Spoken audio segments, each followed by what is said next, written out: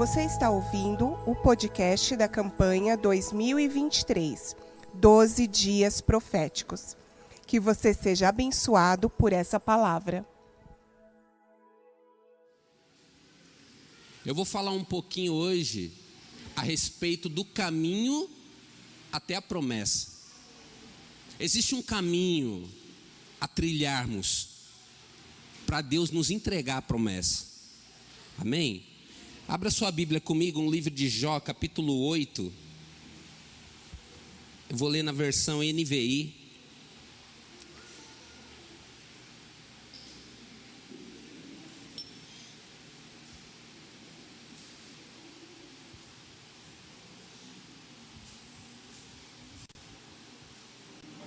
Acharam? Jó capítulo 8, antes de Salmo.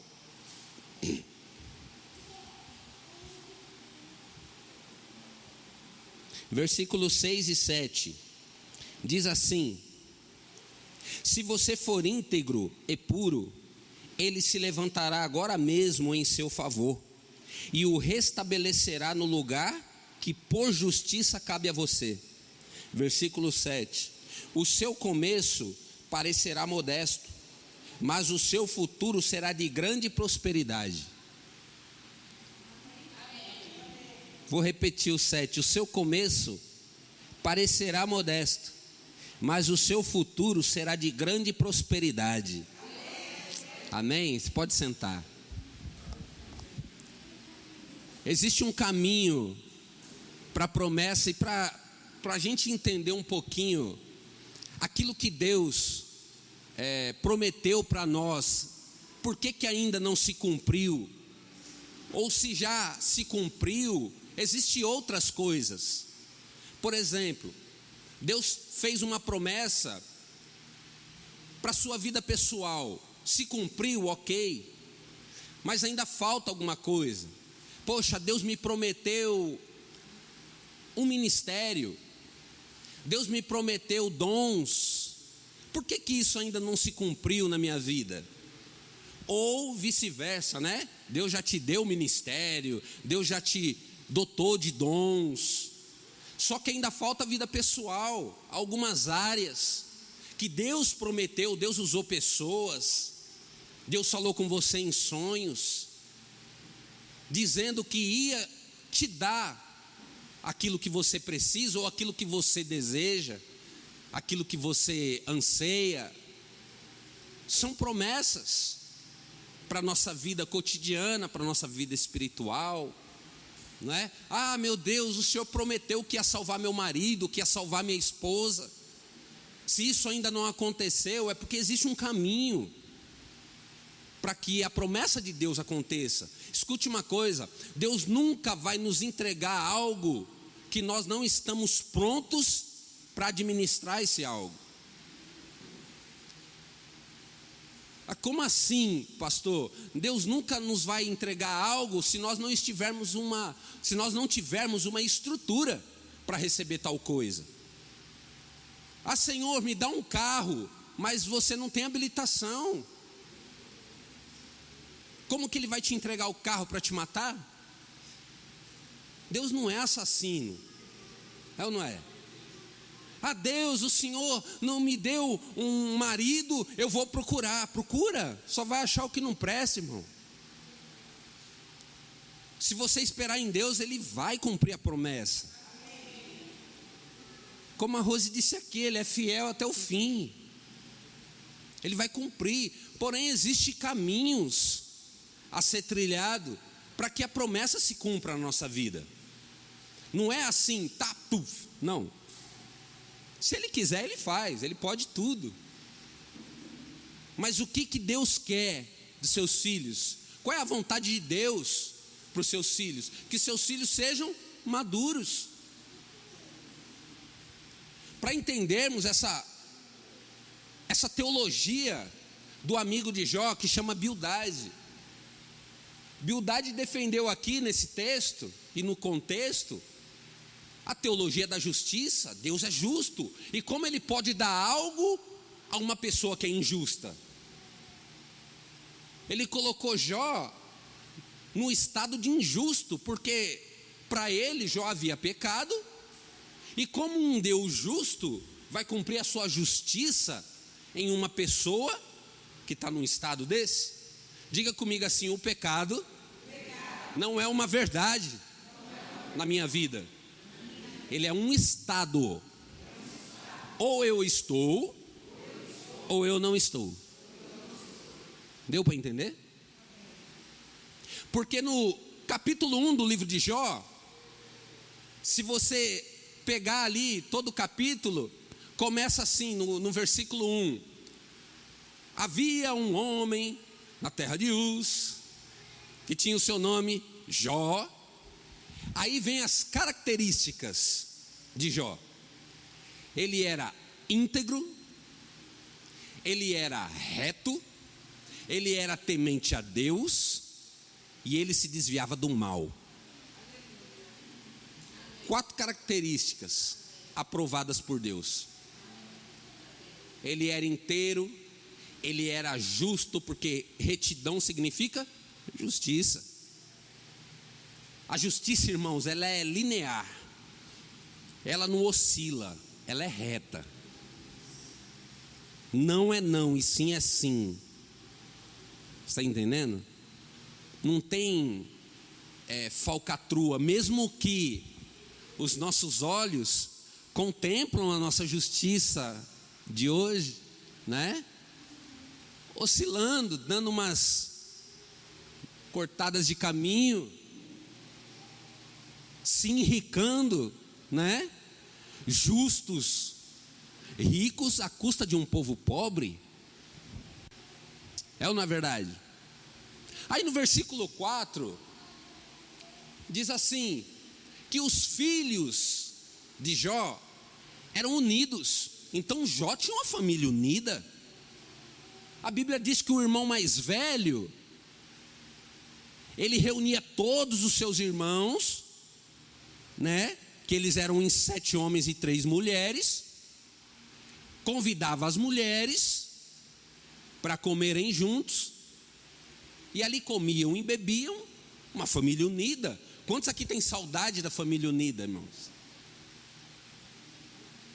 Queridos, a minha família era tão unida, cunhado, olha, gente de longe, de perto, era muito unida. Fazíamos amigos secretos, todo final de ano, em outubro sorteava aquele negócio, era aquela multidão assim, comia, bebia junto. Aí vai passando os tempos, a família, a gente só fica assim, ai que saudade daquele tempo. Ou só eu que passo por isso? Ai que saudade daquele tempo que a minha família era assim, era unida, a gente comia junto, a gente bebia junto. É a vontade de Deus, não é? Que a família esteja unida. Mas aí, na jornada, né, vai passando o tempo, vai se dispersando, um para lá, outro para cá, um casa, vai embora, e enfim. Eu faço culto com a minha família todos os dias. A gente tem um culto online, a gente faz um culto todos os dias. Tem dia que não dá, que eu estou muito atarefado no serviço, mas no outro eu entro, enfim. Mas irmãos, pergunto para minha esposa, minhas irmãs não falham. E aqui nunca faltou nesse culto foi minha mãe, a matriarca, 82 anos, ela não falta, irmão. Pode estar ela e mais uma, mas tem o culto. E aí a gente faz ali e tal, a gente fala da palavra de Deus, eu ensino, eu aprendo. E é gostoso, porque às vezes a gente fala desses tempos que a gente passava juntos, né? E aí, o diabo ele fica furioso com isso. Aí Deus pergunta para ele, porque quando Deus se reuniu com os anjos, algumas versões falam filhos, né? Mas ele se reuniu com os anjos, o diabo foi junto. Satanás foi junto. E aí Deus perguntou para ele, ei, por onde você estava? Ah, Deus, eu estava vagabundando aí na terra, estava perambulando aí, sem direção. Tá bom, você conhece meu servo Jó? Ele falou, sim. Diga assim, o diabo me conhece. Ele sabe, irmão. Eu li um livro há muitos anos atrás, que diz assim, o tema do livro é: quem é você quando ninguém está olhando? É o tema do livro, curtinho, você lê numa sentada. Quem é você quando ninguém está olhando? Às vezes a gente bate no peito, fala, eu sou isso, eu sou aquilo, né? Minha avó falava, quem fala demais, meu filho. Duvida disso aí. Aí ele falou, estava aí, por aí. Você conhece meu servo Jó? Aí Deus afirma as 4 características que ele aprova na vida de um filho. Lá no início do capítulo 1, a Bíblia diz, ele era íntegro, ele era reto, ele era temente a Deus e desviava da aparência do mal. Aí Deus falou assim, meu servo Jó, ele é íntegro, ele é reto, ele é temente a Deus, ele é temente a mim, e ele se desvia do mal. Aí o diabo, como não contente, diz assim, mas também, né, Deus? O Senhor dá tudo para ele. Aí Deus dá, queridos, uma permissão.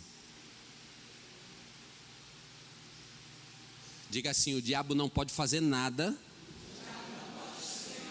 Meu irmão, guarda isso na sua vida. O diabo não pode fazer nada se Deus não permitir. Nada, irmão. Eu acabei de falar para a Jússi, vindo para cá. Eu falei assim, parece uma heresia, mas não é. Irmãos, o diabo trabalha para Deus. E pronto. Ele trabalha para Deus. Às vezes sem ele saber, na ignorância dele, na burrice dele, ele trabalha para Deus. Aí ele falou, Deus, o Senhor dá tudo para ele, o Senhor dá riqueza, o Senhor dá filhos, o Senhor dá carne à vontade, né? Que o homem tinha gado até umas horas. O Senhor dá tudo, o Senhor cerca ele. É lógico que ele vai ter essas 4 características. Diga assim, antes da promessa, existe um caminho. Vou abrir um parênteses aqui. Vou em Mateus capítulo 4, onde a Bíblia diz que o Espírito levou Jesus ao deserto. O Espírito levou quem, queridos? Diga assim, Jesus homem. Jesus homem, sujeito às mesmas paixões que eu e você, foi ao deserto para ser tentado, para ter esse tempo antes da promessa resumido. Ele teve um intensivão. Jesus homem teve um intensivão com Deus antes de receber a promessa ministerial. Ele teve esse intensivão com o diabo. Aí chega lá o diabo, todo pomposo, fala, ei Jesus. A Bíblia diz que ele jejuou 40 dias e 40 noites, irmãos. Ele estava com fome. Sim ou não? O diabo chega até ele e diz assim, se tu és filho, transforme essas pedras em pães e sacia a sua fome. Deixa eu te fazer outra pergunta. O diabo sabia ou não sabia que Jesus era filho? Sabia, não sabia? O diabo sabe ou não que eu e você somos filhos? Tem vezes que ele chega em nós e diz assim, você é filha de Deus, pode fazer isso aí, usa o seu dom, faz isso daí. Aí a filha vai lá e diz assim para o cara, ei, olha para mim. Aí o cara olha para ela assim, assim diz o Senhor. Aí o Deus não falou nada, irmão. Deus não falou nada. Assim diz o Senhor, Ele está te entregando uma chave agora nas suas mãos. Abre a mão, abre a mão. Só abre a mão. Sabia que isso pode matar uma pessoa, irmão? Você usar o seu dom fora de tempo. Não é que a pessoa não tem o dom, ela tem sim. Mas no tempo errado ela quer usar o seu dom. Para quê, irmãos? Para aparecer. Para saciar o seu ego. Não é? Jesus podia muito bem olhar para aquelas pedras e falar: dá um pãozinho quentinho aí para mim, por favor. E comer aquele negócio assim, irmão. Podia ou não podia? Mas Jesus, homem, ele se absteve de tudo. Filipenses 2,8 diz isso, que ele se absteve de tudo. Ele não quis nada, irmãos. Ele veio para aprender, ele veio para executar. E como filho, ele olhou assim e falou: eu não posso. Até deu vontade, porque eu estou com fome, mas eu não posso fazer isso. Pai, dá uma palavra aí. Aí o pai vai no ouvido dele e fala assim, estou parafraseando, irmão. Fala para ele assim, Mateus 5,8. Nem só de pão viverá o homem. Aí ele fala. Aí o diabo: caramba, eu não consigo pegar esse filho. Vou tentar ele de novo. Você sabe por quê? Ele sabia que Jesus estava com fome. Diz assim, o diabo. Ô irmão, fala isso aí, e vai guardando, viu? Diga assim, o diabo mora na porta da necessidade. Aonde há uma necessidade, irmãos, o diabo está ali para provar o filho legítimo. Se você é filha legítima, o filho legítimo, e tem uma dificuldade, tem uma necessidade, o diabo está ali. Não se assuste com isso. Sabe por que ele está ali? Para provar você, para provar a mim. Porque ele só pode nos pegar, apóstolo, na nossa necessidade. Eu estou com falta de dinheiro. Aí de repente o cara está andando lá, cai a carteira dele lá. Aí você vê umas notinhas saindo. Eu vou ficar quieto aqui. Se ele não voltar, estou precisando pagar uma conta aqui. Você até entrega a carteira, mas vai faltar umas notas. Mano, é assim, é rápido. É rápido. Porque você concorda comigo que tentação não é pecado? Enquanto você não executa aquele negócio, você ainda está no lucro. Você está ali, entendeu? Ileso.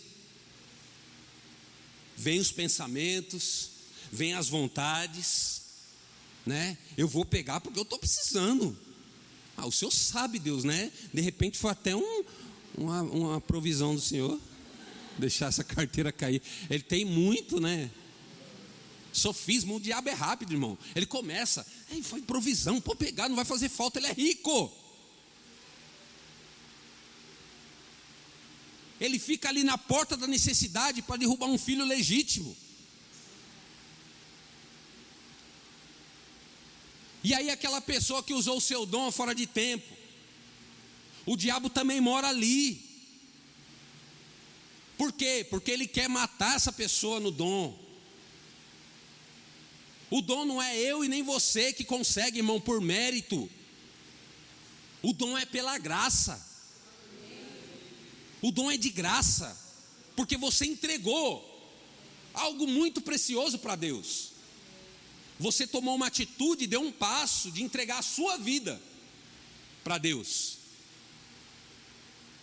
E Ele executa a justiça dEle e te dota de dons.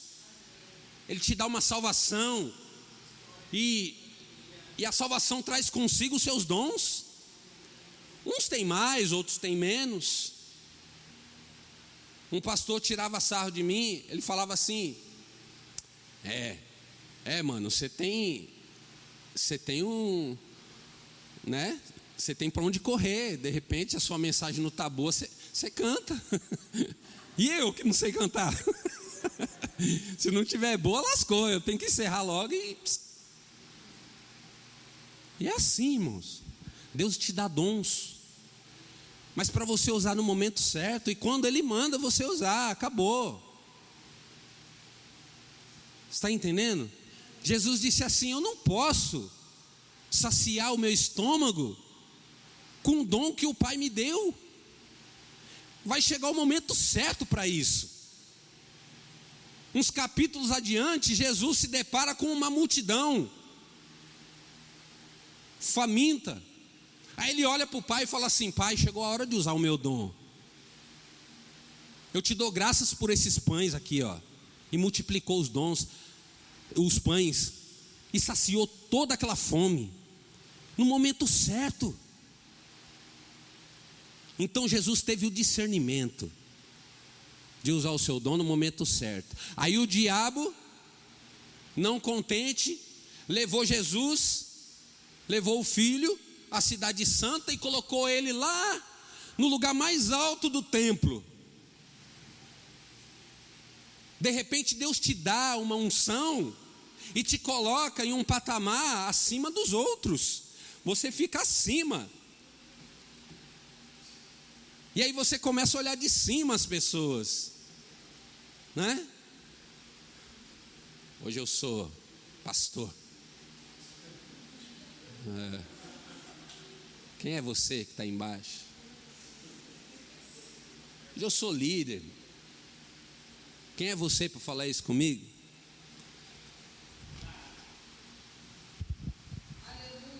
A pessoa começa a se gloriar com o dom que não é dela, irmão.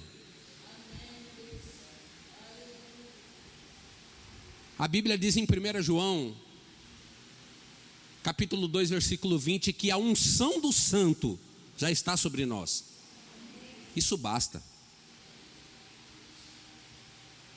Você não precisa se gloriar com algo que Deus te deu. Mas o diabo faz isso, porque ele não perde tempo. Ele vê um espacinho no coração da pessoa, ele, eu posso usar aquilo ali. Eu posso usar aquilo ali, para que ele ou ela se exiba com o seu dom. Isso pode derrubá-lo. Quer ver uma pessoa desviar da igreja, ficar fraca na sua fé? É quando ela se gloria por alguma coisa. Não tem motivo, pastora, para nos gloriarmos com aquilo que Deus nos deu. Não podemos, não tem espaço para isso, não há tempo para isso. E as pessoas se orgulham com dons. Ó como eu canto bem, ó como eu toco bem, ó como eu prego bem, ó como eu lidero bem, mas bate na mesa. Irmãos, um líder não bate na mesa de nervoso. Ele tem a sabedoria de Deus. O líder que bate na mesa, ele não pode liderar. Tenha calma. Com a sabedoria de Deus, você vai colocar a pessoa no lugar que ela precisa estar. Mas o diabo é astuto, ele é nojento. Ei, pastor Reinaldo, você é pastor, pode dar só uma humilhadinha naquela pessoa ali, coloca ela no lugar certo, prova ela na Bíblia. Eu aprendi uma coisa na teologia, sabe o quê? Que eu não posso ser besta. Uma pessoa que sai formada da teologia, provando as outras pessoas, ele precisa fazer mais 4, 5, 10, 15 anos, até ele ficar humilde. Porque a teologia é um estudo de Deus, não é um estudo para você, é um estudo para você se tornar servo das pessoas e ensiná-las o caminho de Deus. Tudo isso que eu estou falando aqui, irmãos, é caminho para chegar à promessa. Não estou fugindo do tema, não. Então o diabo tentou colocar o filho legítimo no lugar mais alto do templo. Isso é uma pessoa importante, cara. Olha como ela falou com você. Olha como esse cara falou com você. Pega aquilo ali para mim, por favor. Às vezes Deus usou o cara, irmão, para ser grosso com você. E você está aí todo, ai, eu sou pastor. Não pode falar assim comigo, apóstolo. Que conversa é essa? O diabo está te provando o seu dom, irmão. Fica frio aí. Fica de boa. O diabo, como não contente, pegou Jesus e levou para um monte, um lugar bem alto, e disse assim para o filho legítimo: ei, filho, tá vendo tudo isso aí, ó? Tudo isso aí eu posso te dar, facinho. Parece outra heresia o que eu vou te falar. Queridos, o diabo não tem dificuldade nenhuma de te oferecer coisas boas. Mas tem uma condição, Pedrão: se prostrado me adorares. Para quem nós estamos nos prostrando? Hã?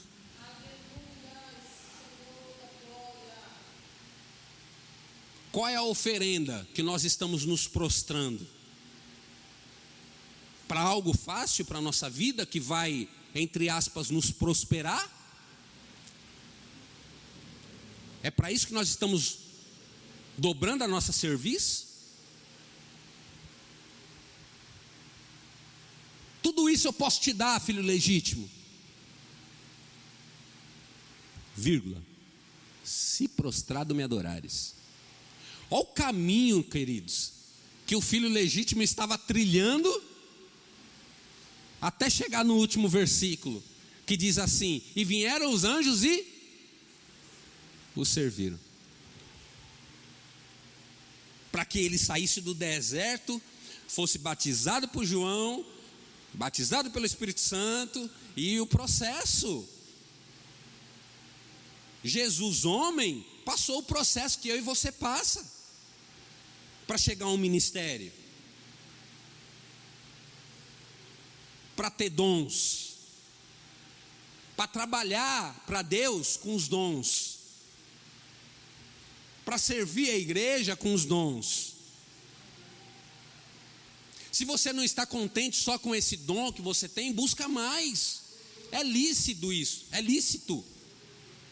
A Bíblia nos permite a buscar mais dons. Ah, eu quero o dom da libertação, busca. Eu quero o dom do ensino, busca, estuda. Eu quero ser pastor, pastora, almeje o episcopado, excelente obra deseja. A Bíblia nos dá essa condição de busca. Então tudo isso foi um caminho para o filho legítimo chegar até o êxito do seu ministério. Ele foi provado, irmãos, fortemente. Foi ou não foi? Foi provado fortemente, cara. E essas mesmas tentações o diabo usa nos dias de hoje. Essa palavra é uma palavra contemporânea. Ele usa isso nos dias de hoje para nos enganar. Ele dá com uma mão e tira com a outra. Tem pessoas caindo nos seus próprios dons, tropeçando nos seus próprios dons e morrendo na fé. Voltando para o livro de Jó, Jó tinha uma família unida, fazia ali seus amigos secretos, comiam, bebiam junto, brincavam, sorriam, né? E aí Deus ficava feliz com aquilo, e o diabo triste. O diabo pensou com ele mesmo: eu preciso acabar com esse negócio, porque uma família unida é uma família forte. Eu preciso dar um basta nisso. E aí Deus deu a permissão. Aí veio as tentações, vinha um linguarudo. Irmão, ó, eu sou imperfeito, tenho os meus defeitos, mas eu detesto fofoqueiro, irmão. Coisa que eu não sou é fofoqueiro, mas eu detesto fofoqueiro, porque fofoqueiro tem parte com o diabo, irmão.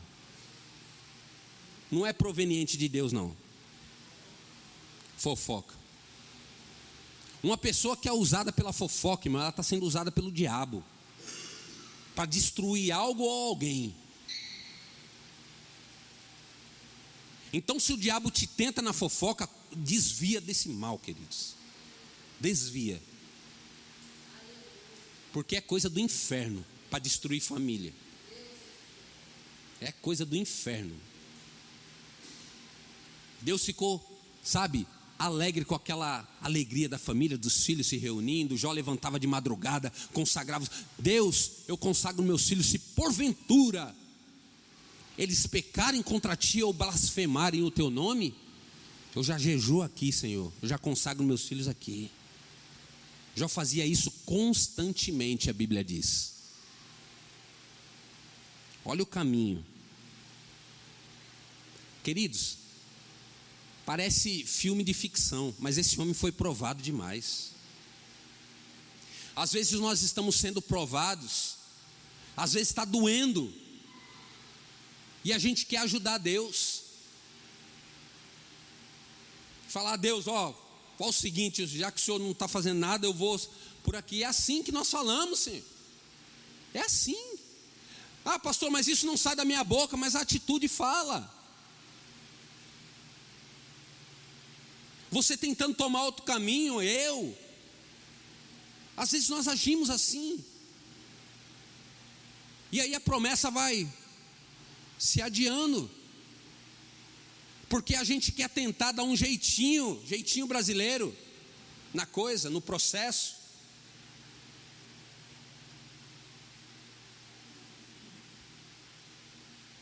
Aí, por que muitas vezes o pai fica triste com seus filhos? Porque dentro da igreja acontece a mesma coisa. Começa a sair da nossa boca: nós somos uma família, nós somos isso, eu te amo, eu te adoro, eu te venero. Na casa de Deus, irmão. Quando na verdade o amor está longe. Porque a gente quer ficar julgando as pessoas. A gente quer ficar julgando. E Deus não julga ninguém. A gente quer sentenciar as pessoas. Eu preguei uns dias atrás aqui que nós precisamos respeitar os processos das pessoas, respeitar as fases das pessoas, porque tem pessoas que Deus tem pressa e urgência, tem pessoas que é processual, ela vai crescer processualmente em Deus, e aí a gente quer atrapalhar esse processo, a gente quer ser o eu da história, destruindo a família, sabe? Falando de A, falando de B. Quando eu me assento a uma mesa para falar mal das pessoas, quando eu levantar dessa mesa, vão falar mal de mim. Porque eu sou um fofoqueiro, eu estou semeando fofoca, e fofoca eu vou colher. Se eu falo mal das pessoas, quando eu levanto da mesa do fofoqueiro, aqueles fofoqueiros que restaram ali vão falar mal de mim. É assim que o diabo trabalha no caminho da promessa. Ele tenta de todas as formas fazer com que essa promessa não se cumpra na minha e na sua vida. Isso é na minha casa, na sua, na igreja, no trabalho, em todo lugar. Em todo lugar. Nós somos bombardeados, queridos, como filhos legítimos. Deixa eu te falar, o currículo do diabo é roubar, matar e destruir. E ele não vai abrir mão disso.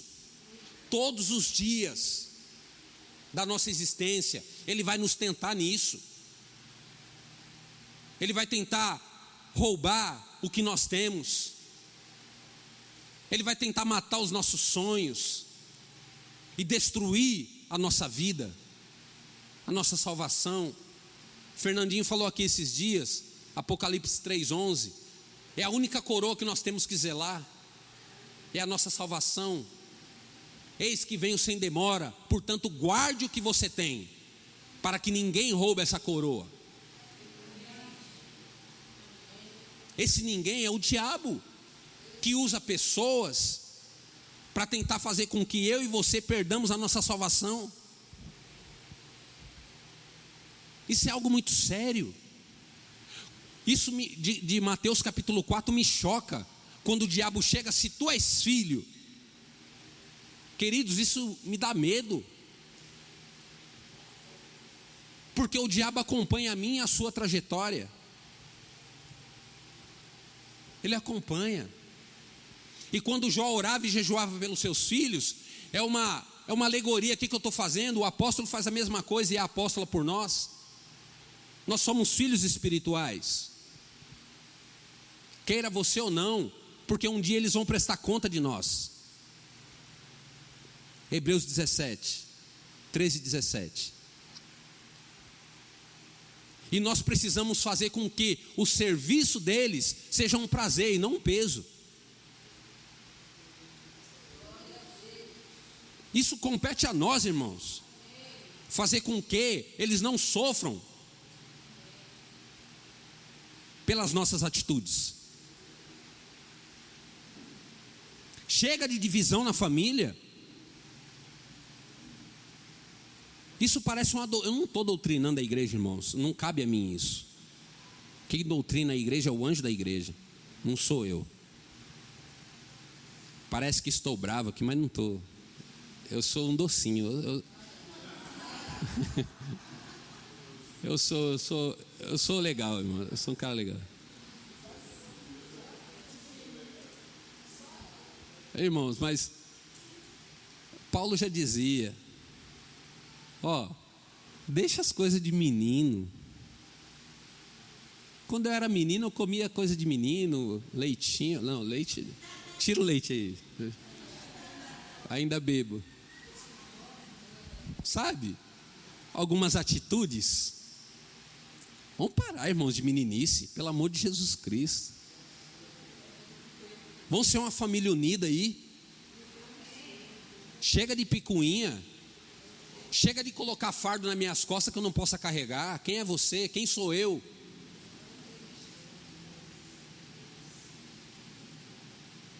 Para dizer para o Rodrigo: ei, Rodrigo, você tem que fazer isso aqui, sendo que nem eu faço, irmão.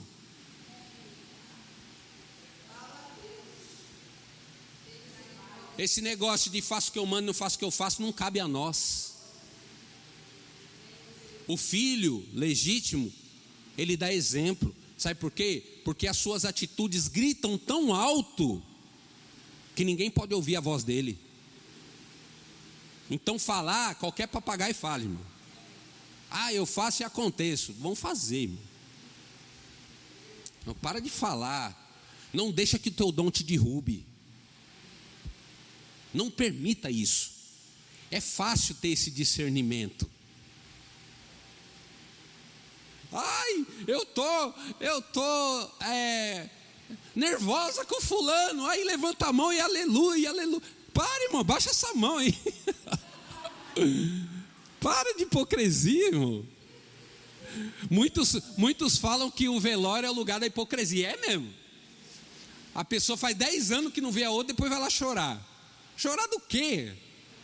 Você há 10 anos você não vai lá comer um negócio lá com... Há 10 anos você não senta para tomar um café com a pessoa. Você vai chorar lá no... Ai, meu Deus. Os que mais choram são os mais hipócritas, irmão.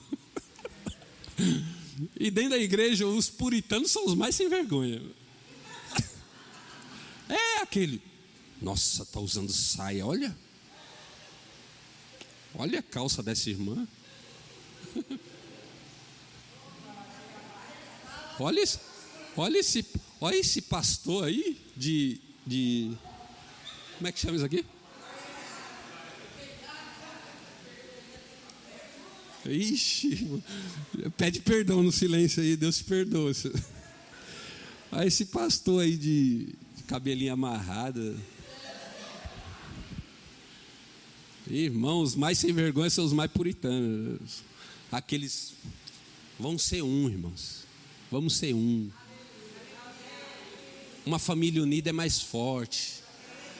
Os filhos de Jó tinha tudo, riqueza, tinha tudo, porque eles eram unidos. O diabo tentou. Chegou um fofoqueiro lá. Ei, Jó, ó, lá no campo, lá, ó, passou um negócio lá e destruiu seus boi tudo. Antes desse acabar de falar, chegava outro fofoqueiro. Ó, e eu também vi o seguinte, ó, deu um vento lá, derrubou a casa, matou seus filhos, matou suas filhas, comeu tudo, irmão. Aí esse fofoqueiro não acabava de falar, chegava outro. Eu acho que doía mais em Jó, não era a perda, era o fofoqueiro. Fofoqueiro dói para diabo. Ô, raça ruim. Mas quem tira isso da igreja não somos nós, não, irmãos, porque isso é joio. Quem tira o joio da igreja é Deus. Nós não temos essa capacidade, amém? Nós precisamos ajudar. Ô, irmão, não fofoca mais não. Não senta na minha mesa. Na minha casa não entra fofoqueiro, na boa. Não entra não, irmão. Ai, você viu fulano lá? Porque assim, sabe, eu não concordo porque falou mal, né? Mas é assim, isso me dói muito, sabe? Ai, meu Deus.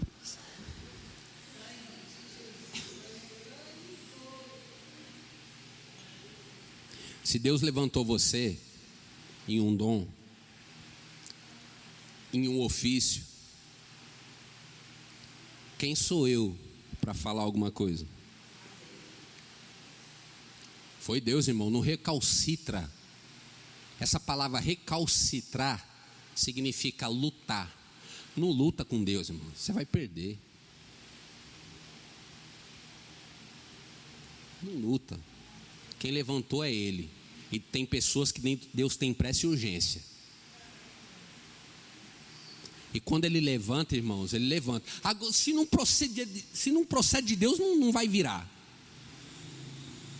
Mas se for de Deus, irmão, e você está pecando, já era. Aí o começo dessa pessoa aqui, ó, pode ser pequenininho, pode ser pequeno, mas se ela obedecer os processos da jornada, se ela obedecer, sabe, se ela vencer e prevalecer, porque a Bíblia diz que quem será salvo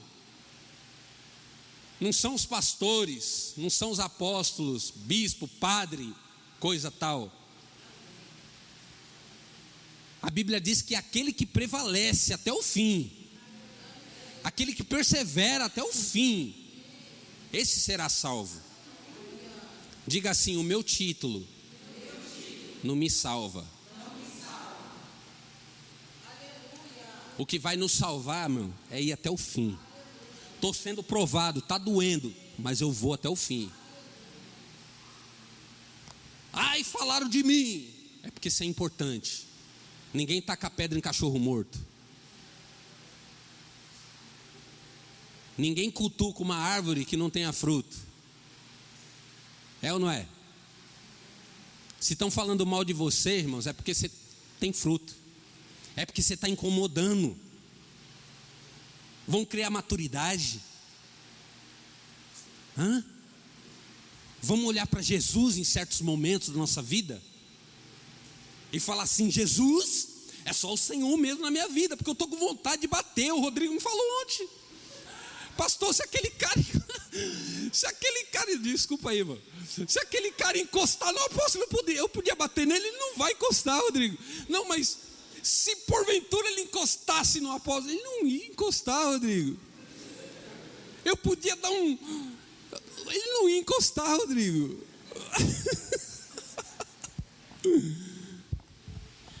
Mas se a tentação não é pecado, Rodrigo. Hein? Até que ela, se a sua tentação estiver no processo de vir à mente, descer para o coração, aí sim, se você der uma alimentada, ela vai dar à luz um filho. Olha o processo, até chegar ao pecado. Então, enquanto eu estou sendo tentado, eu não estou no estado de pecado. Porque tentação não é pecado para ninguém. Ser tentado, olha só, não se admire com isso. Uma pessoa que é tentada é porque ela está crescendo em Deus. E é porque Deus tem uma promessa muito grande na vida dessa pessoa. Mas não cede à tentação. Igual está escrito em Provérbios: meu filho, não ceda. Não ceda. E sabe qual foi o momento da vida de Jó? Depois que ele perdeu tudo. E aí o diabo atrevido ainda chega lá em Deus: mas Deus, não tem problema ele perder tudo, mas o Senhor está com ele ainda. Vai lá, diabo, fere o homem, mas não tira a vida dele. Aí começa a doer tudo, irmão. Mas a maior agonia de Jó, sabe qual foi? Não foi as chagas, foi a mulher que chegou nele e falou assim: amaldiçoa esse Deus aí. É doído, irmão. Uma mulher que, não, uma mulher que quando falta dinheiro começa. Mano, calma, vai dar certo. Começa. Espera. Mas foi a mulher de Jó que falou. Não foi o sacerdote que falou para a mulher: amaldiçoa esse Deus aí porque está me doendo. Foi ela, irmão. Então tem. E às vezes quando falta o dinheiro, começa mesmo, irmão. Isso não pode abalar o casamento. Não pode. Porque é um caminho para a promessa. Se está faltando hoje, amanhã você vai ter. Quem abre a porta é Deus. Porque não olha para o céu não, irmão. Não vai cair dinheiro do céu. O único que caiu foi o diabo. Quando Deus quer te dar dinheiro, Ele te dá uma oportunidade. Ele abre uma porta. Entendeu? Deus me deu um carro. Mas como Ele te deu um carro? É complicado, irmão. Se chegar, esse carro aqui é teu. Toma, eu estou te dando. Deus mandou te dar. Acontece. Acontece, irmão. Se você quiser me dar um carro, me dá. Acontece. Mas é assim. Não é sempre.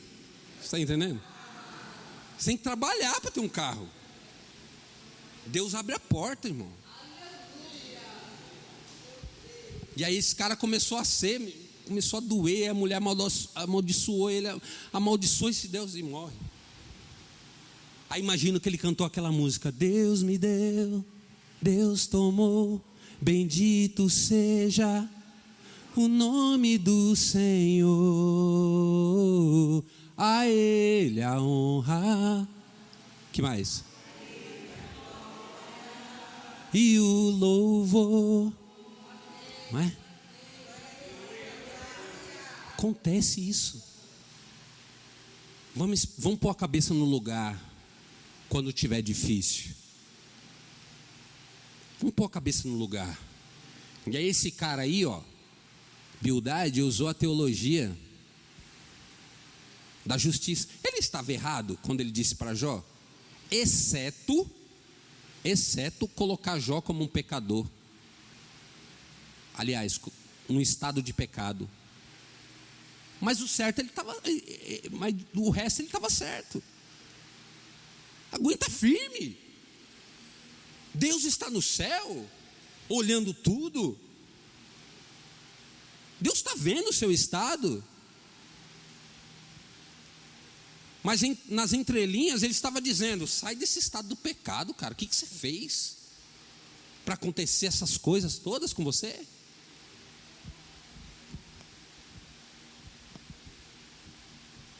Aí Deus fala no meio desse tumulto todo aqui, ó, no ouvido de Jó. Fala para ele, Jó. Aí no capítulo 23, versículo 10, Deus, o Jó olha para Bildade e diz assim, ó: olha como Jó tinha consciência de tudo aquilo que ele estava passando era permissão de Deus.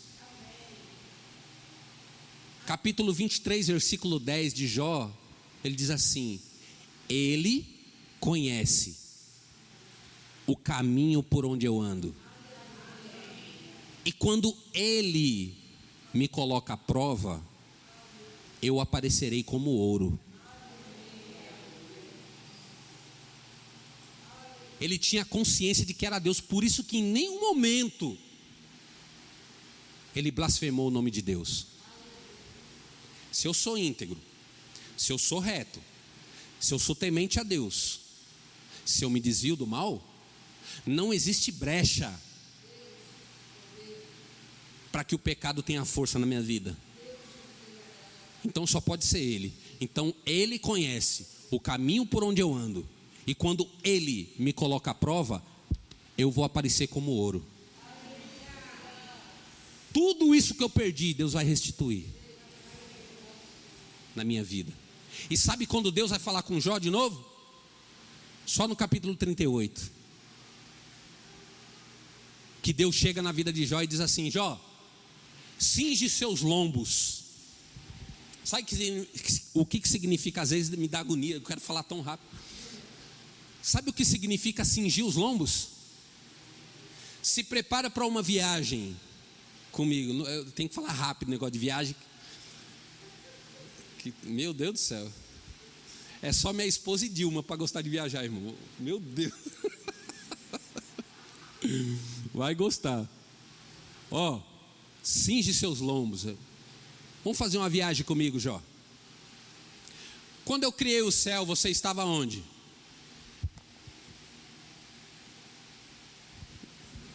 Não sei. Quando eu criei o mar e tudo que nele há, e quando eu disse para suas ondas orgulhosas: até aqui você vem, daqui você não passa, você estava onde, Jó?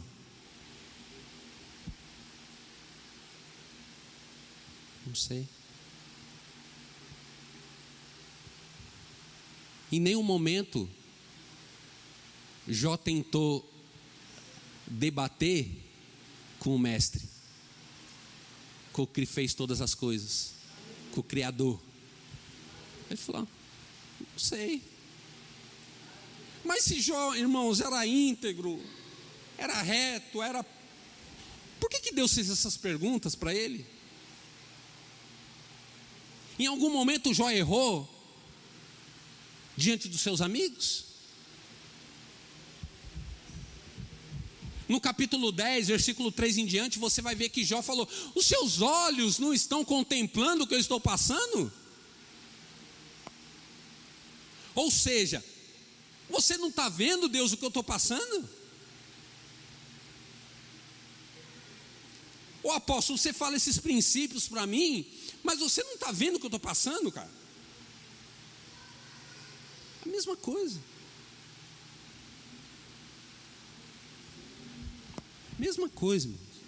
Olha o caminho até chegar à promessa, como é.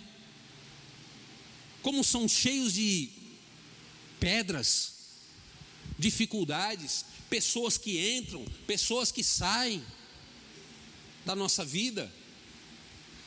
Até chegar à promessa, olha como Deus maximiza, olha como Deus espreme a nossa vida, até sair um caldo. Ele vai torcendo, porque Ele sabe até onde vai. Deus nunca vai nos dar um fardo que não possamos carregar. Ele não é injusto. Ele não é injusto. Deus não prova ninguém. Já dizia Tiago, nós somos provados por nós mesmos, pela nossa língua. Quando nós prometemos muito, nós temos que cumprir, porque as pessoas vão cobrar. Ah, você não prometeu? Você não prometeu? Você não prometeu?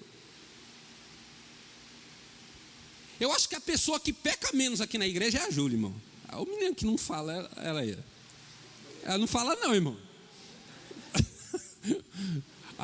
A minha avó falava assim, meu filho, quem fala pouco erra menos. E é verdade. Eu acho que é a que menos peca na igreja. Porque a língua é fogo. A língua é fogo, irmão. Eu não vou falar para você assim, eu não sei por que eu estou falando essas coisas. Essa religiosidade, dá uma raiva de religião, irmão. Porque religião matou Jesus e foi para o templo orar. Mataram lá Jesus, os religiosos. Depois foram orar no templo. Por isso que quando o véu rasgou, a primeira coisa a ser destruída foi o templo de pedra. Porque os religiosos estavam dentro. Estão entendendo? Então vai ter momento difícil. Mas enquanto não se cumprir a promessa de Deus na sua vida, você não vai morrer. Nos acompanhe também através das mídias sociais, @IAAURP.